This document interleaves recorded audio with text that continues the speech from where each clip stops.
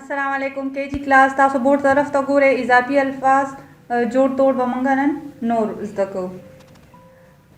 لومړنی لفظ موږ سره دی لړکا. لړکا لړکا کې دی لام ړې کاف اور الف. دا د دې جوړ دی او توړ طرف ته ګورئ تاسو. اول به پکې موږ ولیکو لام، بیا به پکې موږ ولیکو ړې، د هغې نه بعد بیا موږ سره کاف دی نو دلته به موږ کاف ولیکو. د هغې نه پس دی الف، ګرین کلر کې چې کوم دی نو الف. څه شو؟ لام پلس ړې پلس کاف پلس الف لړکا.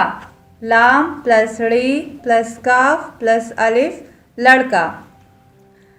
بل موږ سره لفظ دی وادي. واو الف دال یې جدا جدا لیکلی دی. دې کې رایوځای کول نه دي شوي، خو بیا هم توړ کې چې کله موږ بیلو نو موږ به د پلس نشان د دې مینځ کې ایډ کو. واو پلس الف پلس دال پلس یې وادي. واو پلس الف پلس دال پلس یې وادي. بیا دی پیدا. بل لفظ موږ سره دی پیدا. پی پلس یې پلس دال پلس الف پیدا. دا به موږ په توړ کې داسې لیکو. پی پلس یې پلس دال پلس الف پیدا. موږ سره دریم لفظ راغی پیدا. د نن لیسن دریم لفظ دی پیدا. د پی لاندې درې ډاټس ما لګولي دي، د یې لاندې مې دوه لګولي دي. دغه شان به تاسو ډاټس خیال ساتئ. پیدا پی پلس یې پلس دال پلس الف پیدا. د هغې نه بعد بیا دی خوش. دې کې موږ سره خې واو دا را یو ځای شوي دي او بیا شین جدا دی. نو دا خې او واو به موږ بیل بیل ولیکو په توړ کې. خې پلس واو پلس شین خوش. خې پلس واو پلس شین خوش. موږ سره دریم لفظ راغی خوش. څلورم اوس بل لفظ موږ سره دی کتاب.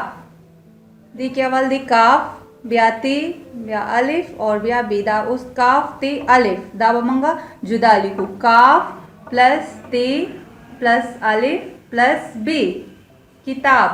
کاف پلس تی پلس الف پلس بی کتاب. بل لفظ موږ سره دی ناراض. نون الف ری الف اور زوات. دا اوس موږ دا نور موږ سره جدا جدا لیکلي دي په جوړ کې، خو دا نون او الف چې دی را سره رایوځای کړي دي. نو دا به موږ اوس توړ کې بیل لیکو. نون اور الف دا بیل کړل او ری الف او زوات دا به ولیکو او مینځ کې به پکې موږ کوم نشان وکړو؟ پلس. نون پلس الف پلس ری پلس الف پلس زوات ناراض. نو موږ سره اضافي الفاظ کې 6 الفاظ رالل: لړکا، وادي، پیدا، خوش، کتاب، ناراض. دا د دې جوړ دی اور دا یې توړ دی.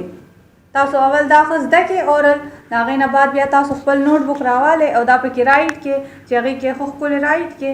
د هغې نه بعد بیا رف رجسټر راوالی او خو پریکټس ته یو یو لفظ. ضروري نه چې تاسو ما ته په یو ځای لیسن درکړه تاسو یې په یو ورځ کې ولیکئ.